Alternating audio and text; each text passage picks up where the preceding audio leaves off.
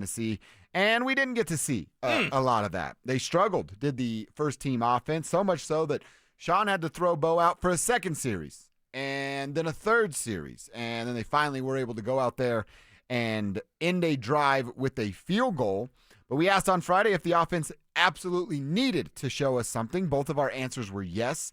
And Cecil, I don't know that I saw anything out of the first-team offense. Yeah, first-team offense was disappointing. It was disappointing to see Bo Nix miss key throws, one to Troy Franklin, one to Cortland Sutton. Both would have been touchdowns.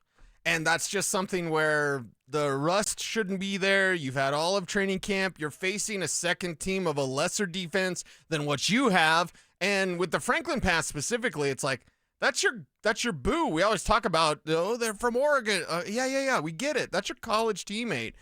The one to Court also, I could say similar things because of the chemistry that I had with Court last year.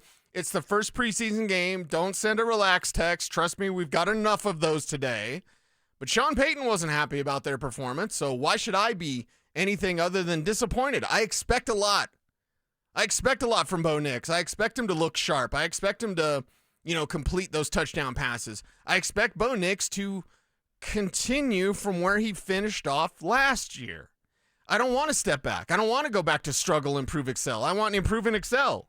The struggle part I don't really need anymore. He doesn't need anymore. Hell, he had 61 starts in college. He doesn't need that. So he's used to the pro game. He was excellent last year, once he got going after week 5. Yep. Carry that over now. So be better against Arizona, and we won't have much to say next Monday. And you're going to play a significant amount of time. You're going to play against another starting unit. Yeah, they can get all this. The sour taste in our mouth could be gone by Thursday at noon if things go right here over the next couple of days. But we can't ignore what it was on Saturday. It did not look good. It did not look good enough by any means. You know what else I wanted to ask you? We didn't even get to this in the first couple hours. What's that? Now, maybe the answer is as simple as vanilla, and you're going to hide things. Remember was it day 1? If not, it was day 2 of us being out there, and we said Evan Ingram is a part of this football team and going to be everywhere on the football field. Guess what? He wasn't on Saturday. Really even a part of the football team, and certainly not everywhere on the field. Again, willing to give benefit of the doubt to a guy like Sean Payton and kind of the generic vanilla that preseason is for every NFL coach across the landscape. But I thought we'd see at least a little bit of, I can't give away too much, but some unique opportunities for Evan Ingram. Yeah, I thought we'd see some, but again, it's vanilla. So here's the thing. And Will they add it for week 2 then? I don't want to disappoint you like the Broncos disappointed us. Yeah. But I will say this. I do not believe we're going to see those things with Evan Ingram that we've seen at training camp in the preseason at all whatsoever. Not that you just couldn't go watch Jimmy Graham with the Saints, but the Saints offense is back. So because of that, the Joker is back, and because of that, the film's already out there. Sean doesn't need to show it. I got a new toy. Yeah, we can look at your old toys and know what you're going to do with the new toy, which is going to be pretty significant. So I think week 1 is really when J.K. Dobbins will do something. I believe week 1 is when Evan Ingram will do something, and I have to be okay with that. I don't know why I'm so stoic today. I have to be okay with that. And I am okay with that because I don't want Ingram to get banged up, and I don't need to see it. And I don't want Dobbins to get banged up, and I don't need to see that either. I need to see R.J. Harvey hitting holes. I need to see R.J. Harvey being intent as an inside-out runner. Don't take everything outside. Don't bounce it outside. Don't give me the leverage thing. Don't bounce everything outside. Plug it up in there. And then if you happen to be at the linebacker level and you can break it outside, that's what an inside-out runner does. That's what Phillip Lindsay did it among the best, and certainly in recent Broncos history, the best. Why? Because he knew he couldn't take it to the corner store. Mm-hmm. He was a smaller back, feisty back, and definitely a better lower body than Jaleel McLaughlin. But Phil Lindsay, he kept his feet and he attacked you inside so that he break outside. R.J. Harvey, larger lower body than Phil, he needs to attack inside so that he can break outside, not just bust outside. It's not UCF. What do you think, if you had to narrow it down and pinpoint one thing, what was the biggest disappointment on Saturday? It was R.J. Harvey. Yeah, that's what I thought. R.J. Harvey. Yeah. Now, the speed and the explosion are there. You see it in space. The speed, the explosion, how good he is, and Bo Nix talked about it when he praised everybody, but he talked about R.J. specifically as a pass catcher. And I don't think he's as clean as, let's say, a converted receiver like Blake Watson. But still, I can see a lot of RJ Harvey. I can see those 70, 75, 81 catches as a rookie. I can see that coming because of the way that you can utilize him in space. But I already knew that.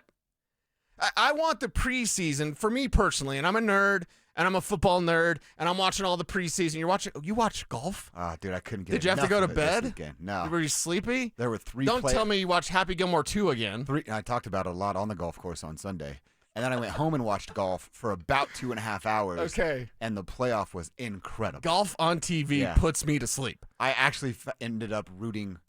I was like, this guy's American, and I'm not rooting for him. Uh-oh. And I felt really weird about it. Yeah, that is weird. Cop talk's weird. JJ Spani is just so boring. So, you think golf's boring? This guy's the worst. Okay. But nobody wants to hear about my golf. Go But ahead. you think preseason football is boring, out of market. Yeah. I'm watching all that. I'm preparing. I want to see stuff I haven't seen yet. I already know RJ Harvey's good in space. No, you don't need to tell me that.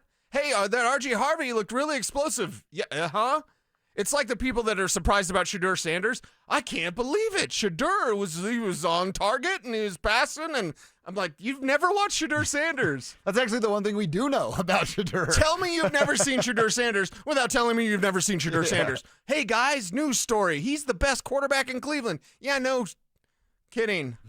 Colin, get me. Yeah, but like the the stuff with Bo Nix. I didn't get the first letter. The stuff with Bo Nix, the stuff with RJ Harvey. Like, I already know RJ Harvey's explosive and good in space. I want to see him good. I wanted to see a run between the tackles and then bust it outside for, 20 yards or whatever. I'm not asking for too much, but I know what RJ Harvey can do. I want to see stuff I haven't seen him do yet. And that's right. 79% of his carries went outside the tackles in college. 79. That's not that's not a small number. No, it's huge. 79%. Asking for a 20-yard run from the Broncos game is kind of asking for a lot the last few Yes, years. it though, is. Cecil. Zach Bye always impossible. says that. Like, let's not. Hasn't been a forget carry over that. 22 yards. Zach Bye always talks about that. Okay, we get a 23-yarder? I wouldn't be against that. Plus, I see other rookie backs out there doing some really good things, and you just have some, not necessarily buyer's remorse, but you just are like, I want to see RJ Harvey look like Travion Henderson did. Mm-hmm. Yeah, and Elmarian didn't even play in their first one, but I'm assuming he will coming up this weekend, and we'll get Najee can't open his left eye.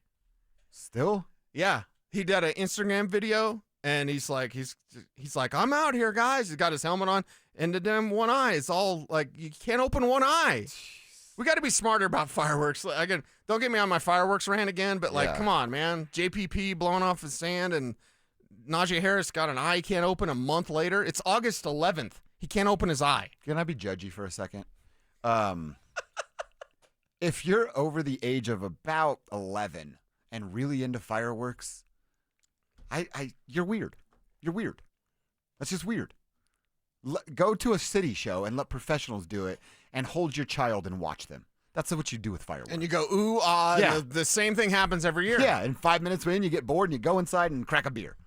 Let's stop doing fireworks, guys. You're weird. Yeah, and you have all your fingers and you can open up your left eye. I can't even say that part, but just stop playing with fireworks. Okay, all right. Ridiculous that people do that. You're so judgy. I'm here for it, though. I kind of like that. We should have a Can I Be Judgy Josh? moment. Oh, dude. Yeah, see? I might have to change my podcast. What Seesaw and Judgy Josh? Yeah, that's really good. You know who I'd pick as my biggest disappointment? Bo Nix. I think Bo Nix was the biggest Is that because disappointment. Kev's not here? No. I'd lean into it even harder if Kevin was here. Why was Bo Nix your biggest disappointment? Man, I really wanted to see him connect on those throws. That underthrow to Troy Franklin was terrible.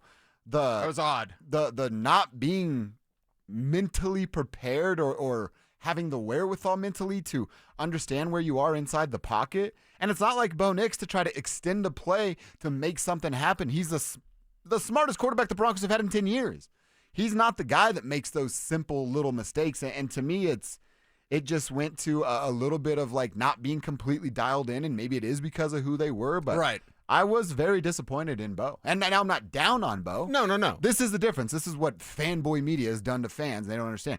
You could still be high on a player and down in a moment. Yeah. And that's where I'm at with Bo. I'm still very high on Bo Nix. Yeah. I think Bo Nix is going to still have a sophomore jump and not a sophomore slump. I still feel the same way. But I am disappointed in what I saw out of the young man, or didn't see really out of the young man on Saturday night. Yeah. I mean, look, the miss to Franklin, the lack of connection between him and Sutton, that's a huge red flag. And then that penalty, which is just, if he did it last year, I go, yeah, he's going to learn from that. This isn't last year. Right. This is the second year. You can't do those kind of things. And he was clearly not even close to being outside the tackle box. And there wasn't anybody around. You're just trying too much. Yeah. And I thought in that instance, maybe he just takes off to run there. You know what I mean? Mm-hmm. Instead of just trying to throw it up and then getting that safety. So, okay, I got it. I got you. But Sean Payton's certainly upset. And maybe, I don't think we'll ever find this out. And I keep poking fun at our guy, Eric DeLala. It's like, what did DeLala do to piss off Sean Payton? What'd you do, Eric?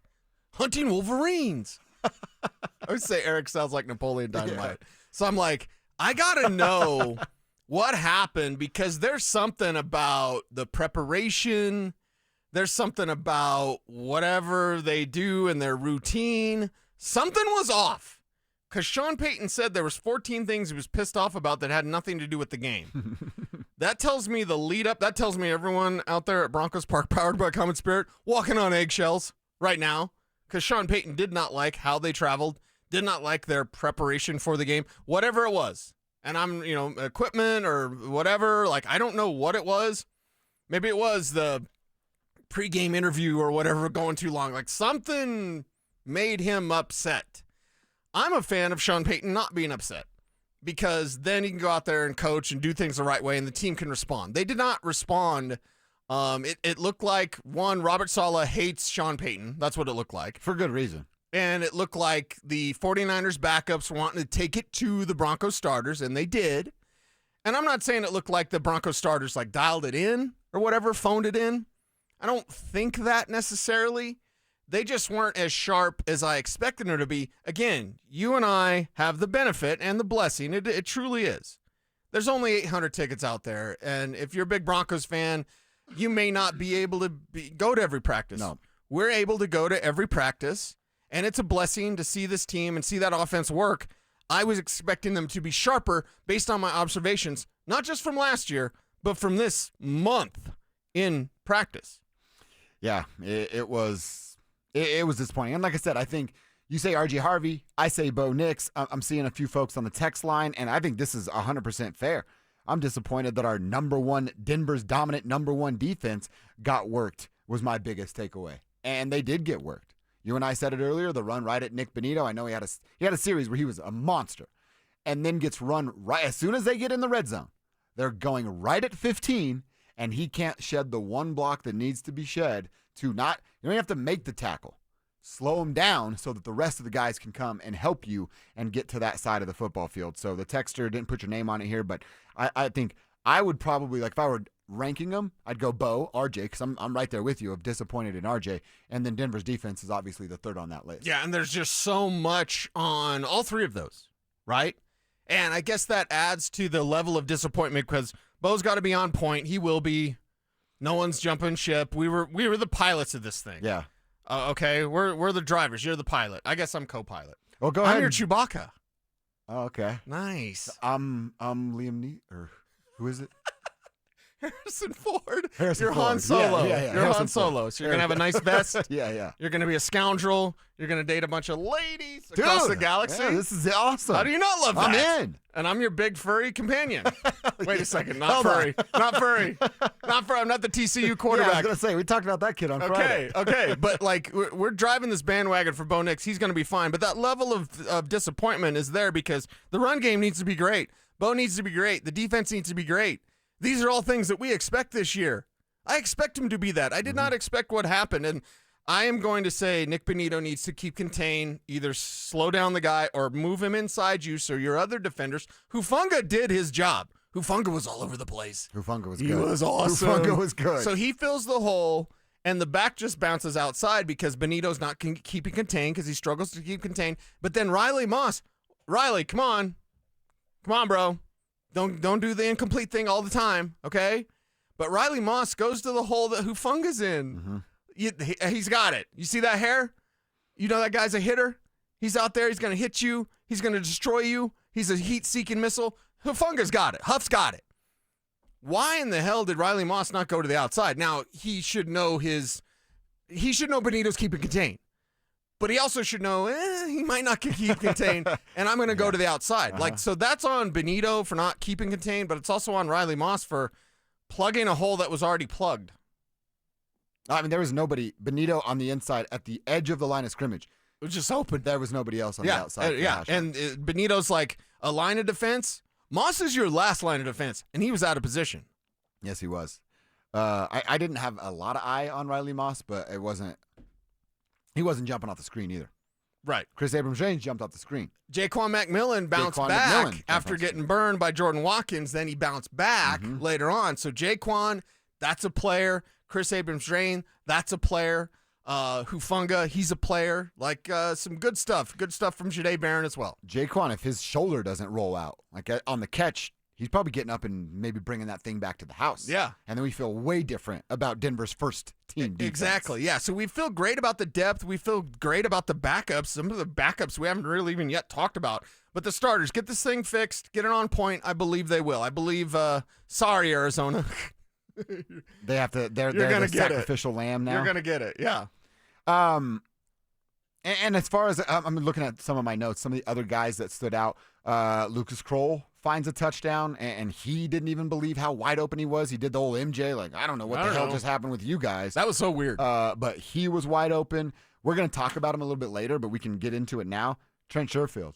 Now, we talked a ton about the offense and Evan Ingram, then we didn't see a lot from him in the first preseason game. We also talked a ton about Trent Sherfield, and you got to see, if you weren't out there, why we've been talking about Trent Sherfield the way we have. Yeah. Again, the guy's making the team. I think the question now becomes, is it Devon Vele that he's taking time from? Is it Troy Franklin that he's taking time from? Who does Sherfield take time from? Sherfield takes time from Vele, Franklin, Bryant, and Mims. Wow. He takes time from all of them because at this point, we don't yet know how that pecking order is going to go. I know I have a lot of fantasy GMs out there hit me up. What about Marvin Mims? Mims is going to do his thing. Mims is going to be out there. He's going to be making plays. Maybe he's the number 2. But that's to me, that's a tired conversation. You do real quick on the fantasy. Mims is later, right? No, I'd take him around the 10th round. Okay. Yeah, I'd take Marvin Mims around there, especially if you're in return yardage league. Yeah, that's what I'd say. Yeah, and we'll talk some more fantasy coming up at 12:45. My biggest draft is tomorrow, so nice. You know it's on my mind. It's always on my mind. But with Mims, Franklin, Vele, Bryant, we haven't really established that pecking order. I don't think it needs to be completely established right now because it'll change as the season goes on, and that's why I think the number 2 wide receiver discussion is tired. They've got multiple options. And Sherfield's not going to be your number 2. No. But he's certainly going to take away from whoever that third guy is. Yeah, you're just getting less because Sherfield's out there. Everybody was high on Devon Vele. You and I are a part of that camp, but I just can't get out of my head that you're missing time. You're clearly still injured. He's rocking the sleeve. And then the new guy comes in who plays special teams and Devon doesn't. And he's making he's looking better than you at the wide receiver position, and he does a whole nother job that you don't do. If I were Devon Vele, I might be saying, hey, y'all need any help over there on special teams? Right. I'd make myself more valuable. Well, and I won't go completely into nerd mode, not completely. But there was a receiver years ago for San Diego State that he actually played for the San Diego Chargers. His name was Vincent Brown. Saw him at the Senior Bowl. Dude was making plays, but testing-wise and just film-wise, you knew he had to stay healthy because if he lost a half a step, you know this league. If you lose a half a step, a quarter of a step, then you can't be the same player. So Vincent Brown was pretty good for a couple of years for the San Diego Chargers. Hurt his knee, was out of the league in a year. Because I'm afraid, and I hope I'm wrong, that Devon Vele is one of those guys who's he's just athletic enough to make it in this league. But if you get a small injury, and he's not a 100%er. 100%ers are like Leonard Fournette, where I got to feel good to play. Yeah. 100%er is kind of a wuss. Yeah, those are basketball players. That's who you're referring to. You're very correct. So for me, Vele's not a 100%er, but he just doesn't look like himself. Why? Because he's a little banged up. Just a little. Not a lot. He's not coming off a major surgery. This is a guy with a minor injury that does not look like himself. To me, that says Vincent Brown. And that says, oh God, he can't even be a little banged up, or else you don't get the same product. Yeah. Our buddy Derek in Castle Rock says, guys, really, Sherfield? He's bounced around the league so much. He says he always does this every preseason. You must be a Sherfield expert, Derek. And then you put him in the regular season against starting defense, and he doesn't do the same. Well, Derek, I respect your opinion, but I've watched him go against the starting defense against the Denver Broncos throughout all of camp. Those guys seem to be trying pretty hard too, and I've seen number 5 make a bunch of plays out at camp. Yeah, we got to talk about Steve Levy. He's got to help his guy out, because you help me out, right? If I say something outlandish, you soften the blow sometimes. So our guy Ryan Harris is like, man, they were so lucky to get Trent Sherfield, and then Levy's like, he's been on 6 teams in 6 years. Like, Steve, come on. You guys got to be on the same page. You don't do Ryan like that. Ryan's just saying something, and then you got to, dunk on him like that. Come on, Steve Levy. Was it weird for a 4-person broadcast out of a preseason? Ryan, Steve, Scotty Gange. What's the lady? Cynthia Froyland. Freudian. I love Fry from Futurama. Mm-hmm. That's too many people. It's a preseason broadcast, man. It's you just don't know what you're gonna get. It's like Mos Eisley Cantina. God bless America. Another Star Wars reference you don't get. I don't get that one. A hive of scum and villainy that you will never see before. Okay. I actually like that. Yeah. Sounds we could like probably party. I was going to say, I might be in that crew over there. Yeah, we'd be like that. Get our car washed at Platinum 84 and then hover over Mos Eisley Cantina. It's the same guy coming through the car wash